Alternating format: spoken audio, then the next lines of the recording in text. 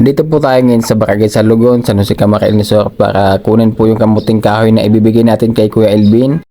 Galing yan kay Ma'am Milani Clareño, kabatchmate ko po siya nung high school.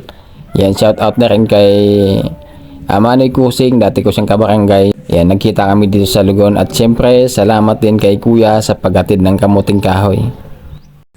Yan guys, magandang araw po sa ating lahat. Yan, welcome back po sa ating channel, Orago na ni.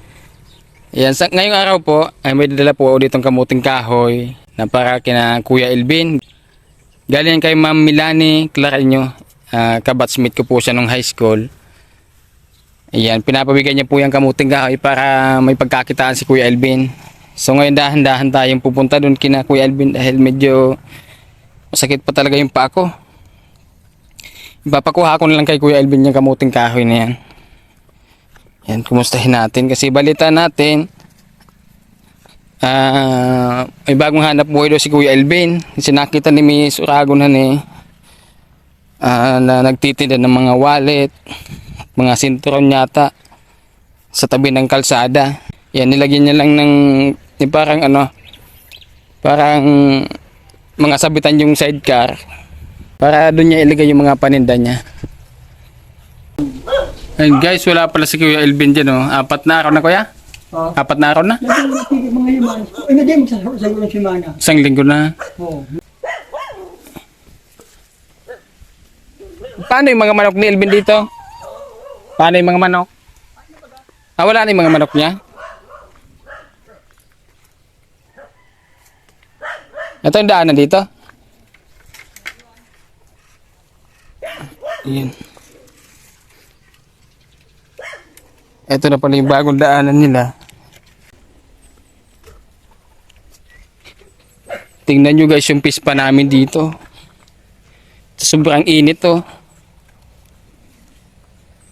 Ayan na. Mukhang wala nang laman to ah. Okay lang i-vlog ko? Ha? Ayan, may mahalaga yatang sadya sa atin si ate. Tungkol ba to kay Elvin? Kay Kuya Elvin? Problema? Ayan, may problema daw sila ate tapos si Kuya Elvin. Yan, upcom na lang po namin pag-uusapan. Kaya siguro wala sila dito. Ilang araw na silang wala dito ate? 5 aldaw na. Mag-iisang linggo na nga. Yun na nga yung mahirap dun eh. Yung mga bata yung kawawa na naman. Sumaistra na, nagpapundo. Pinatigil na. Ganyan kami pa pa-eskwela. Napapagal sumaistra. And guys, dito nga tayo kina Kuya Elvin. So, yung pagdating natin may lumapit nga dito na yung kapitbahay nila. Yan, sinabi niya kanina na may problema pala sila. So, bago ko sabihin sa inyo kung ano yung naging problema, yung kukutangin ko muna si Lisa. So, naka-online po sila. Kukutangin ko muna. Tatanong natin kung ano ba yung nangyari. Kung makontak natin to.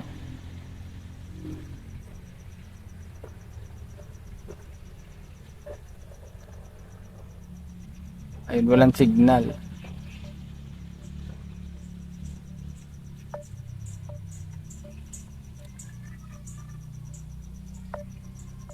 Wala pong signal. Hindi natin makontak to. So, ayun, sabi nga dito, isang linggo na daw wala. So, yung naging problema lang pala dito. Ito, ipapakita ko po sa inyo.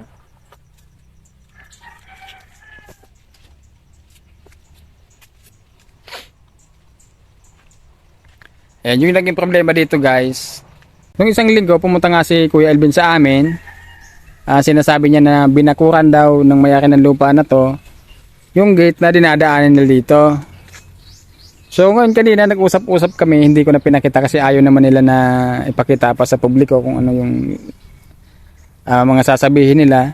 So kaya pala nila binakuran yan, yung sa kabila na yan, dahil binakuran na ni Kuya Elvin dito. May nangyaring nakawan dito, ninakawan daw sila ng manok. So dito dumaan, dyan sa gate na yan dumaan. Ibig sabihin ng nanakawan ng manok, ibakuran niya dito, etong poste na to, tapos poste na yon yung kahoy na yan. So dito. Para may dadaanan pa rin sila Kuya Elvin dito. Ayan, para mas malinaw po na eh. So ngayon, binakuran ni Kuya Elvin dito. Kaya binakuran na din nung may-ari niyan. May kinikwentan si Kuya Elvin dito na yung parang lumalabas na sirang-sira yung may-ari ng lupa. Ayan, dahil sa ginawa. So si Kuya Elvin pala, para mas malinaw lang, si Kuya Elvin pala ang nauna magbakuran dito. Tapos naglagay ng daanan dito bago pa sinara yung gate dun sa kabila. Yan, yan yung kwento. Ayan. So yung version ni Kuya Elvin, sinarado yan. Kaya sinarado naman dito. So parang magkasalungat na. So hindi natin alam kung sino yung nagsasabi ng totoo. Yan, dahil nga doon, yan, iniwan muna nila Kuya Elvin itong bahay nila. At yung isang ano pa dito guys, isang magiging problema dito, yung mga bata. Hindi daw pinapag-aral ni Kuya Elvin yung mga bata. Hindi natin alam kung ano yung rason. Siguro napapagod na din si Kuya Elvin, hatid sundo. Tapos wala pang pagkain. Kailangan niya magsakripisyo eh. Kailangan niyang tiyagain na makapag-aral yung mga bata. Dahil pag hindi nakapag-aral yung mga bata, wag naman sanang dumating sa puntong mas labis pa sa kanila yung pagdadaanan nila nung sila ay nasa kalsada pa. Ang hirap pag walang pinag-aralan yung tao. Lahat ng diskriminasyon makakanasan mo. Siguro Kuya Elvin, and kasi nga hindi ko sila makontak, siguro baka mapanood niya to, siguro Kuya Elvin, umuwi ka muna dito sa inyo, mag-usap tayo. Dapat malaman namin kung ano yung plano mo, kasi itong bahay na to, pag hindi nyo tinirahan to once a week, once a month kayong uuwi dito, mabubulok tong bahay na to. Ganyan yung bahay pag walang nakatira, nasisira. Parang nagtatampo din yung bahay. Tulad niyan. Dumi-dumi dito. So baka mapanood mo to Kuya Elvin, baka pwedeng umuwi ka muna dito, mag-usap-usap tayo ng may-ari ng lupa kung ano ba talaga yung problema. Kasi ayaw ko naman mag-judge, ayaw ko munang maniwala sa'yo, ayaw ko munang maniwala dun sa may-ari ng lupa, dahil iba yung version ng iba yung version ng kwento nyo. So mas maganda siguro kung mag-usap-usap tayo. Ang init-init ngayon, Diyos ko po, tamo yung natin dito, oh. Yung pispa natin dito sa sobrang init, ayan, konti na lang yung tubig. Paano pa yung mga bata? Lagi kayong andyan sa kalsada. Kasi nung isang linggo guys, no, bago nila iwanan tong bahay nila, nagkwento na nga si Kuya Elvin, lalagyan ng tindahan yung padyak. Tapos doon sila mag-anak titira muna. Tapos kung saan sila pag-alagala dyan, magtitinda. So tapos pag may time, uuwi sila dito sa bahay nila. Yan. Pagka uwi dito, tinda ulit. Parang ang hirap naman yata ng ganong sitwasyon. Mahirap yun. Iniisip kong pangalang na kung ano yung magiging kung ano yung magiging sitwasyon nila, napakahirap yun. Parang ano lang yan, parang bumalik lang sila sa dati niyan. Babalikan nila yung dati nilang buhay. Mahirap na. Eto, may maganda silang tirahan dito. May paliguan dito. Hanap buhay na lang yung hahanapin mo. Ilang buwan pa lang yung anak niya, sasabak na sa pinagdadaanan nila noon. Sila nga mismo yung nagkukwento na napakahirap ng buhay sa kalsada. Tapos ngayon babalikan na naman nila. Hindi lang siguro sila nagkaintindihan. So ganyan yung gagawin. And guys, babalitaan ko po kayo kung ano na yung napag-usapan namin ni Kuya Elvin.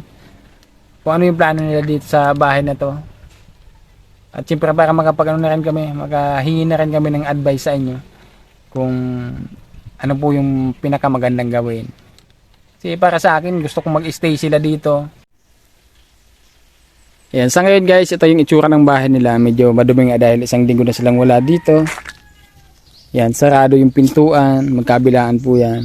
Tapos yung mga gamit nila dito sa labas. Yan, meron din ditong pantanim ng kamuting guys. Saan kaya ito itatanim? Yung balik sa banda dyan. Ay, din sa tabi. Yung kukurin na niya gararayan. Yan, tapos dito yung bumbahan, walang tubig. Meron na. Ay, Ah, walang tubig nga. Wala.